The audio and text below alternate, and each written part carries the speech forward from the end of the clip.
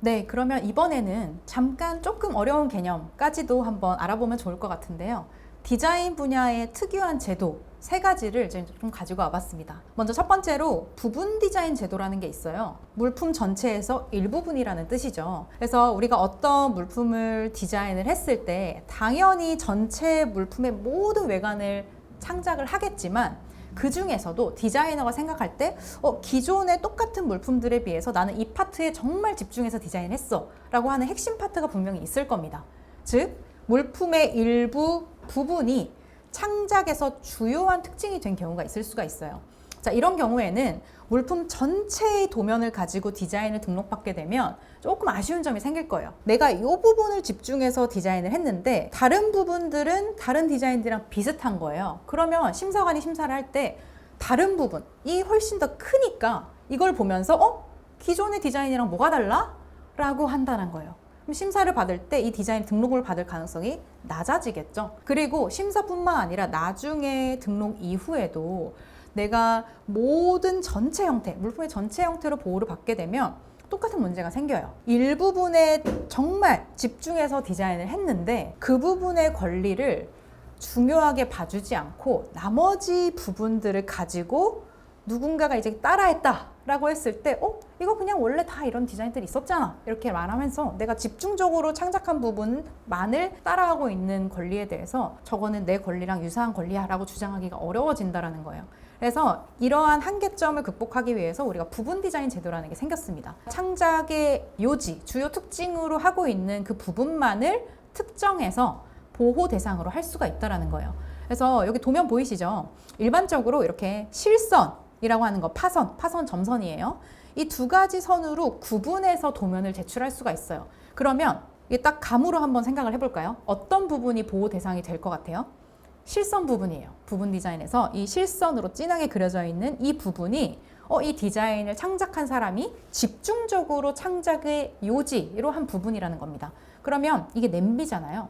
냄비의 손잡이가 굉장히 독특하게 창작이 됐다 라고 창작자가 생각을 했고 이 부분을 특정해서 출원을 하게 되면 심사관들도 심사를 할 때 이런 나머지 동그란 이런 형상 원기둥의 형상을 가지고 있다. 이런 것들은 심사에서 중요한 부분이 되지가 않는 거예요. 바로 이 손잡이 부분을 집중적으로 심사를 해서 다른 냄비들이 똑같이 이런 원통형을 가지고 있지만 손잡이는 이거랑 달라. 이러면 이 디자인은 등록받을 가능성이 높겠죠. 그리고 등록받은 이후에도 다른 누군가가 냄비라고 하는 디자인을 따라하면서 이 냄비를 예를 들어 사각진 형태로 만들었어요. 손잡이는 이 디자인과 똑같이 만든 겁니다. 그럼 우리가 그 사용하고 있는 네모난 냄비에 대해서 이 부분 디자인을 갖고 있는 디자인권자는 자기 권리를 주장할 수가 있어요. 왜냐하면 이 부분에 대해서 보호를 받는 것이기 때문에 이 손잡이 부분만 똑같이 따라하고 있다면 내 권리로 주장을 할 수가 있거든요. 그래서 굉장히 좋은 제도죠. 그래서 이렇게 부분 디자인 제도는 일부분의 창작에 요점이 된 경우에 활용하면 너무 좋은 제도입니다. 그래서 실선과 파선으로 이렇게 구분할 수도 있고 오른쪽에 보이시는 것처럼 무채색, 유채색으로 이렇게 구분을 한 다음에 보호 대상이 되는 부분은 무채색으로 표현한 부분이다. 자, 이렇게 도면을 제출할 수도 있습니다. 자, 다음으로 넘어가서 우리 화상에 대한 보호도 가능해졌어요. 자, 원래부터도 어느 정도는 보호가 되고 있었는데 화상 자체에 대한 보호는 지금 보호된 지가 정말 얼마 안 됐습니다. 이렇게 새롭게 인정된 제도일수록 사람들이 생소해서 잘 쓰질 않아요. 하지만 우리 이 화상 디자인이라고 한 제도가 굉장히 권리가 이제 강력하고 괜찮은 제도이기 때문에 앞으로는 활용도가 굉장히 많아질 거다라고 제가 생각이 되고요. 그래서 화상을 보호받는 방법이란 어떤 게 있냐? 일단 화상의 개념을 알아야겠죠. 전자기기에서 디스플레이 부분이 있죠. 화면 부분에 표시가 되거나 또는 대놓고 전자기기가 아니어도 우리 그런 경우 있죠. 빔 프로젝터로 벽에다가 쏜다. 이런 경우들도 있을 거예요. 쐈을 때 거기도 이제 영상, 화상이 나오잖아요. 이제 이런 것들도 다 화상으로 보호가 될 수 있는 거예요. 그래픽이라든지 아이콘, 서비스 화면의 UX, UI 이런 것들이 다 화상 디자인으로 보호를 받을 수가 있어요. 화상을 보호받는 방법 두 가지가 있다. 이렇게 우리가 일반적으로 말을 하고요. 먼저 첫 번째로 왼쪽에 있는 화상 디자인. 화상 그 자체로 출원을 하는 거예요. 여기 보시면 물품은 전혀 표시가 되지 않고 그냥 그래픽 그 자체로 출원이 되는 거죠. 도면이. 그리고 두 번째로 이름이 조금 다르죠. 화면 디자인으로 출원할 수가 있습니다. 내가 어떤 전자기기에 표시를 하겠다라는 것까지 도면에 표현을 하는 거예요. 예를 들면 여기 보이시는 것처럼 태블릿의 형상을 표현한 다음에 태블릿의 디스플레이부에 이렇게 화면이 들어가는 거구나 라는 것까지 표현할 수 있는 방법입니다. 그리고 뭐 스마트워치도 마찬가지겠죠. 스마트워치의 그 헤드 부분이라고 할까요? 이런 본체 부분에 이런 화상이 들어가겠다라는 거는 이제 화면 디자인의 방식으로 이렇게 출원을 할 수가 있는 겁니다. 그래서 내가 어떤 화상, 그래픽을 새롭게 만들었다라고 했을 때 선택적으로 사용할 수 있어요. 화상 디자인으로 보호를 할 수도 있고 화면 디자인으로 보호를 할 수도 있는 겁니다. 두 개가 사실 권리상 엄청난 차이가 있는 건 아니지만 그래도 화상으로서 보호를 받았을 때 장점, 화면으로 보호를 받았을 때 장점이 있다 보니 조금 이제 투자를 잘 하고 내가 뭐 출원에 대해서 제대로 해서 보호를 받겠다라고 하는 분들은 같은 그래픽에 대해서 두 가지 방법 다 출원하시는 분들도 계십니다. 자, 그리고 또 이제 마지막 세 번째 특유 제도를 볼 텐데 비밀 디자인 제도라는 게 있어요. 이제 이름이 약간 좀 비밀스럽죠. 자, 비밀 디자인 제도는 우리 디자인에만 사실 있는 제도예요. 다른 법에는 없는 제도고 내가 지금 출원한 디자인이 뭔지를 안 보여주겠다라는 거예요. 어떤 경우에 이런 걸 하겠어요? 디자인이 사이트, 키프리스 사이트든 어디 이렇게 딱 공개가 되는 순간 이 디자인이 괜찮다라고 하면 너무 많은 사람들이 이걸 보고 달려드는 거예요. 모방이 너무 쉬워요. 왜냐하면 도면이 그대로 공개되니까. 그래서 이러한 디자인 특성 때문에 우리가 개발한 이 디자인 제품을 좀 잘 숨겨놨다가 권리는 확보를 해놓고 실제로 물품 출시한 다음에 짜잔 사실 이런 거 등록했었지 라고 하기 위해서 우리가 사용하는 제도가 바로 비밀 디자인 제도라는 겁니다. 출원이라는 걸 먼저 하되 특허청에다가 요청을 하는 거예요. 나 이거 출원하고 보호는 받을 건데 일단 내 디자인이 뭔지는 다 숨겨줘 라고 비밀 디자인 신청을 하게 되면 자, 여기 오른쪽에 보이시죠? 키프리스에 딱 검색을 해보면 뭐라고 뜨냐면 출원인 이름만 딱 표시가 돼요. 뭐 이렇게 까르띠에에서 출원했구나. 그리고 디자인 등록이 됐는데 여기 보이세요? 도면이 아예 안 보이죠? 비밀 디자인 이렇게 그냥 막아놨어요. 되게 많잖아요. 다양한 물품들 중에 도대체 뭘 출원했는지도 모르고 어떻게 생긴 건지도 모릅니다. 단지 까르띠에에서 출원해서 등록받은 디자인이 있네? 정도만 우리가 알 수 있는 상태가 되는 거죠. 그러면 이 상태로 쭉 가나요? 그건 아니죠. 비밀 디자인 제도는 등록받은 날부터 3년까지 기간을 정할 수가 있어요. 출원하는 사람이 본인 의지대로 정할 수가 있습니다. 2년 해도 되고 3년 풀로 채워도 되고 좀 더 좋은 점이 뭐냐면 처음에는 3년으로 하겠습니다 했다가 기간이 지나다가 보니 내가 이걸 물품을 생각보다 빨리 출시하게 됐다 라고 하면 1년 지난 다음에 기간 단축 신청도 할 수 있어요. 그래서 이렇게 디자인으로 빨리 보호는 해야 되지만 공개 시점을 늦추고 싶다. 또는 내가 어떤 공개 시점을 내가 조절해서 날짜를 맞추고 싶다라고 할 때 이 비밀 디자인 제도를 쓰게 됩니다. 자, 그래서 뭐 비밀 기간이 아직 끝나지 않았다라고 하면 이제 왼쪽에 보이시는 것처럼 이제 인적 사항들만 이렇게 공개가 되고요. 원래 이 오른쪽에 뭐가 있어야 되냐면 예를 들어 뭐 팔찌라든지 시계 이런 것들이 표시가 돼야 되는데 명칭조차도 나오지 않은 상태인 거예요. 하지만 비밀 기간이 만료됐다 이러면 이제 드디어 그때 이렇게 키프리스에서 검색을 해보면 보세요. 도면도 공개가 되고 뭐 분류도 뭐고 물품도 무엇이다 이런 것들이 다 공개가 되는 겁니다. 앞으로 디자인 출원을 하게 되잖아요. 물론 지금은 이제 검색에 포커스가 맞춰져 있지만 검색을 하는 이유가 뭐겠어요? 내가 디자인 출원하고 보호받고 싶어서 검색을 하시는 거잖아요. 출원을 했을 때 어떤 절차로 디자인 권리가 보호가 될 수 있는지도 한번 알아놓으시면 좋을 것 같아서 제가 준비를 해봤습니다. 그래서 전체적인 심사 절차를 한번 보도록 할게요. 저 위에서부터 일단 출원이라는 걸 합니다. 도면이랑 이런 것들을 만들어서 제출하는 과정이죠. 어디다가? 특허청에, 그쵸? 제출을 하게 되면 특허청에서는 일단 방식 심사라는 걸 하게 돼요. 방식, 그냥 이 출원서, 서류 자체가 하자 없이 잘 제출이 됐는가를 보는 게 그냥 방식 심사고요. 방식 심사를 하고 나서 문제가 없다 하면 이제 실체 심사로 들어갑니다. 이 실체 심사가 본격적으로 내가 제출한 디자인이 등록이 될 수 있나요에 대해서 심사관들이 심사를 하는 건데요.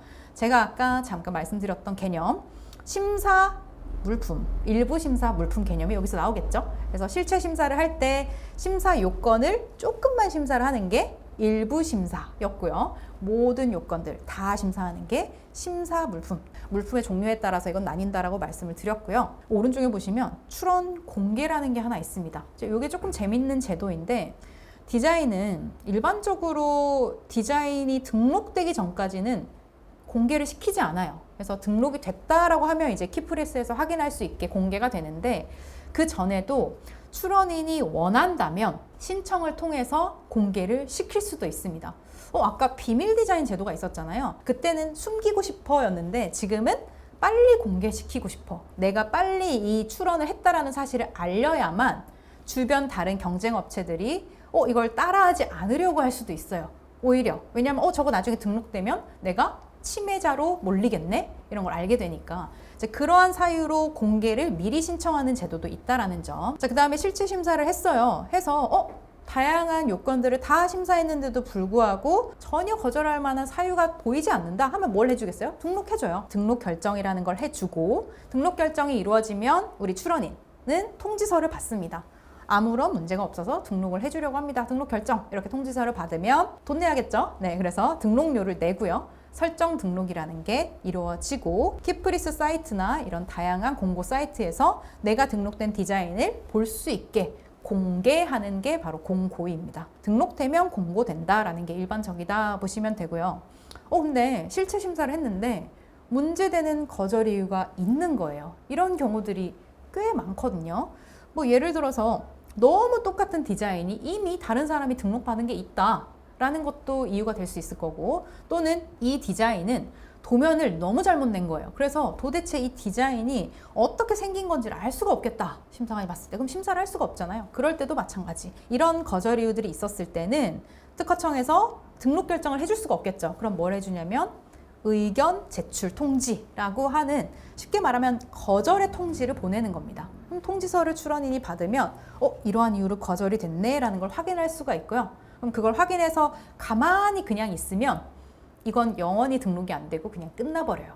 이 권리를 포기하게 되죠. 근데 거절 이유를 받았는데 보니 충분히 내가 대응할 만한 사유다라고 하면 그 거절 이유를 해소하기 위한 방안을 출원인이 액션을 취하게 되죠. 예를 들어서 아까 전에 제가 도면이 문제였다라고 하면 이 도면이 디자인을 파악하는데 문제가 없도록 조금 수정을 한다든지, 아니면 이전에 있었던 디자인들이랑 너무 똑같은데요? 라고 거절이 된 거면 내가 한 디자인은 이전 디자인과 이런 점이 다릅니다 라고 하는 특징을 적어서 의견서를 낼 수도 있어요. 그런 액션을 취했을 때 심사관이 다시 보니 수긍할 만하다 하면은 다시 등록 결정으로 가주는 거고요. 봤는데 이거는 받아들일 수 없겠다 라고 하면 이제 최종적으로 거절 결정이 됩니다. 등록을 못 받게 됐을 때 거기서 또 완전히 끝나는 건 아니고 출원인이 원한다면 특허청의 거절 결정에 불복하는 심판을 넘어서서 소송까지도 제기는 해볼 수 있습니다. 그래서 이러한 루트로 디자인이 출원돼서 등록까지 가는구나 라는 거를 알고 계시면 좋을 것 같고요. 그럼 디자인이 등록됐을 때 등록 결정 후 등록료 납부 시에 설정 등록된다. 제가 아까 돈을 내야 된다고 말씀드렸죠. 그래서 등록료를 반드시 내야 이제 최종적으로 설정 등록이 이루어지게 되고요. 기간은 출원일 후 20년이 되는 날까지예요. 그래서 예를 들면 이런 거죠. 우리가 처음에 출원서를 2025년 1월 2일자에 냈다라고 하면 이 권리가 등록이 언제 되느냐랑 상관없이 최종적으로 이 권리가 끝나는 시점은 처음에 출원서를 낸 날짜를 기준으로 계산을 해요. 그래서 25년 1월 2일에 냈으면 20년은 뭐예요? 2045년 1월 2일까지 내가 이 권리를 갖게 된다라는 겁니다. 굉장히 길죠. 우리 디자인도 보호기간이 정말 긴 편이에요. 물론 이게 20년 동안 쭉 권리로 이어지기 위해서는 매년 연차 등록료를 내야 합니다. 당연히 돈을 내야 이걸 지켜주겠죠. 이렇게 권리로 보호를 받게 되면, 즉 등록이 최종적으로 이루어지게 되면 이 등록된 권리를 가지고 있는 사람을 이제 우리는 디자인 권자, 권리자를 줄여서 디자인 권자라고 부르는데, 이 디자인 권자는 이 등록 디자인 또는 이와 유사한 디자인, 그러니까 유사 범위까지 독점하는 거예요. 그 디자인과 유사한 테두리 부분까지 내가 가질 수 있다 해서 이렇게 독점을 하게 되고, 독점한다라는 말은 다른 말로 하면 다른 사람이 못 쓰게 한다라는 거니까 누군가가 내가 등록받은 디자인과 똑같거나 유사한 디자인을 판매를 하고 있다, 제조를 하고 있다 이러면 어떻게 하면 돼요? 민사적 형사적, 행정적인 권리를 행사해서 그 침해 행위를 못하도록 막을 수가 있고 손해도 배상을 받을 수가 있는 겁니다.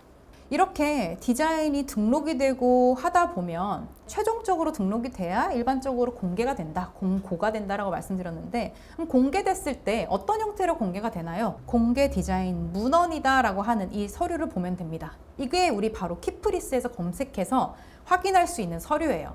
이런 디자인이 등록됐네? 보시면 공고 일자, 등록 번호, 등록 일자, 날짜 정보도 다 나오고요.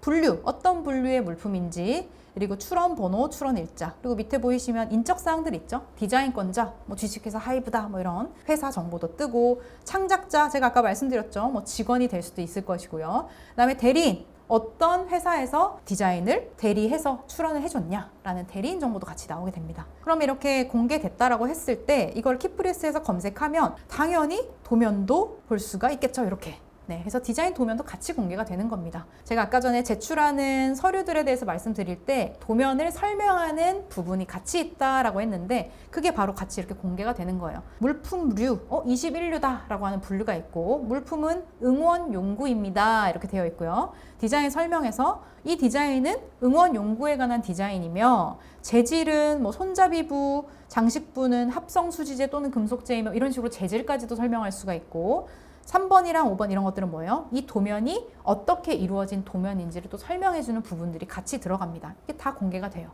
그리고 실제 도면도 이렇게 공개가 됩니다. 궁금할 수 있잖아요. 주식회사 하이브에서 어떤 응원 용구들을 보호를 받고 있을까? 궁금하면 키프리스에 이렇게 디자인 검색을 해서 이런 것들을 다 볼 수 있다라는 거예요. 그럼 내가 응원 용구를 만들어서 판매를 하고 싶은데 이 다른 누군가가, 권리자가 가지고 있는 권리랑 똑같거나 유사한 디자인을 만들면 안 되겠구나라는 걸 미리 알 수가 있겠죠. 그래서 침해를 미연에 방지할 수 있는 그런 수단이 되기도 하고요. 또는 내가 이렇게 응원 용구 한번 만들어 보고 싶은데 과연 이런 대기업들은 어떤 응원 용구들을 만들어서 판매를 하고 있는지 내가 한번 참고를 해봐야겠다 라고 할 때도 이렇게 키프리스에서 검색을 해서 도면들을 이렇게 쭉 보면서 똑같이 따라하면 안 되겠지만 이런 데서 힌트를 얻어서 또 디자인 창작을 하기도 합니다. 네, 이렇게 공개가 되면 디자인이 공개됐어. 그러면 내가 찾아볼 수 있구나가 끝이 아니에요. 아주 강력한 권리가 하나 생깁니다. 그 다음 사람들이 똑같거나 유사한 디자인을 또 등록받지 못하게 하는 또 강력한 힘이 생겨요. 디자인을 심사할 때 신규성, 창작 비용성, 어려운 단어들이 나오죠. 신규성, 창작 비용이성이라고 하는 요건을 심사를 하게 돼요. 조금 쉽게 이제 접근을 해보자면 신규이 무슨 말이에요? 새롭다라는 뜻이죠. 지금까지 이 물품 업계에서 만든 적이 없는 새로운 디자인이다 라는 게 신규성이라고 하는 요건이고요. 창작 비용이성, 창작이 용이 쉽지가 않다. 이렇게 만드는 게 쉽지가 않다라는 뜻이에요. 그러니까 신규성보다는 조금 더 주관적인 개념일 수 있는데 이 디자인 영역에서 완전히 새로운지를 심사하는 거는 신규성이고, 완전히 새롭진 않아도 이런 디자인들을 보고 이런 새로운 디자인을 만드는 게 쉽지가 않아. 누구나 할 수 있는 건 아니야. 이건 뭔가 창작적인 요소가 가미됐어 라는 걸 심사하는 게 창작 비용이성이에요. 이 두 가지를 심사하는 데 있어서 정말 중요한 수단이 되는 게 바로 우리 디자인의 공개예요. 조금 전에 본 것처럼 응원 용구가 있네? 이 응원 용구가 이렇게 등록돼서 공개가 돼버리면 이 응원 용구 디자인은 신규성, 창작 비용이성 판단의 전제가 되는 거예요. 그래서 예를 들어 그 이후에 누군가가 주식회사 하이브가 아닌 다른 누군가가 나도 응원 용구 만들어서 팔래 라고 할 때 이 응원 용구랑 굉장히 비슷하게 디자인을 출원을 해요. 그러면은 뭐가 되겠어요?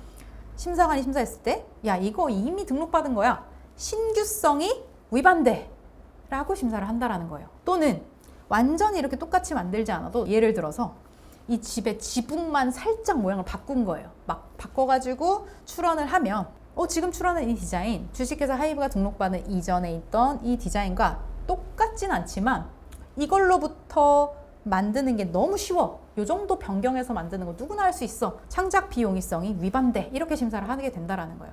그래서 우리가 항상 디자인을 등록해서 이렇게 보호받는 이유 중에 하나가 내 거랑 비슷한 사람, 다른 사람들한테 침해 주장해서 손해배상 받아야지 당연히 있지만, 또 다른 이제 중요한 권리 중에 하나가 내 출원받은 디자인, 등록받은 디자인이 공개가 되기 때문에 다음 사람들이 비슷한 디자인을 또 등록받지 못하게 하는 효과가 생긴다라는 거죠. 그런 의미에서 이렇게 디자인 등록 가능성과도 공개가 직접적인 연관이 있구나, 이렇게 생각을 해주시면 됩니다. 이제 산업 디자인이 워낙 디자인 출원이 많이 되는 분야다 보니까 CMF에서 최근에 디자인 트렌드에 대해서 이렇게 발표한 자료를 봤더니 어제 다양한 산업군에서 디자인 트렌드는 앞으로 이런 식으로 진행이 될 거다라는 보고서가 있었죠. 보고서를 통해서 봤더니 뭐 패션 분야, 패키징 분야, 컨슈머 테크, 인테리어, 뷰티 패키징, 자동차, 이런 산업 분야들에서 제일 많이 보인 단어가 뭐예요? 소재죠, 소재. 소재 부분에 대해서 굉장히 고민을 많이 하고, 당연히 친환경적이면 좋고, 또는 새로운 소재면 좋고, 아니면 계속 지속 가능한 소재면 좋고, 이런 것들을 디자인에 굉장히 많이 활용을 하려고 해요. 그런 것들에 집중해서 디자인 창작을 하다 보면 이제 이 권리가 이전에 있었던 다른 물품들의 디자인에 비해서 새로울 가능성이 높아지고, 그래서 보호를 받았을 때 좀 강력한 권리가 될 수 있다는 거죠. 제가 생각할 때는 이제 디자인을 하시는 분들, 디자이너 분들도 마찬가지고, 뭐 어떤 산업 물품이라든지 이런 걸 개발하거나 아니면 앞으로 판매할 계획이 있다라고 하시면, 자, 이런 디자인 트렌드를 보면서 이런 디자인들이 많이 나오고 있구나, 이런 데 집중하고 있구나 라는 그런 어떤 인사이트를 좀 먼저 검색을 해보시고, 키프리스에 그걸 가지고 검색을 하면 훨씬 더 좋은 결과물을 얻을 수 있을 것 같습니다. 최근에 디자인 어떤 것들이 많이 출원이 되고 있나 검색을 한번 해봤더니, 제가 여기 보시면 출원한 날짜를 검색을 한 거예요.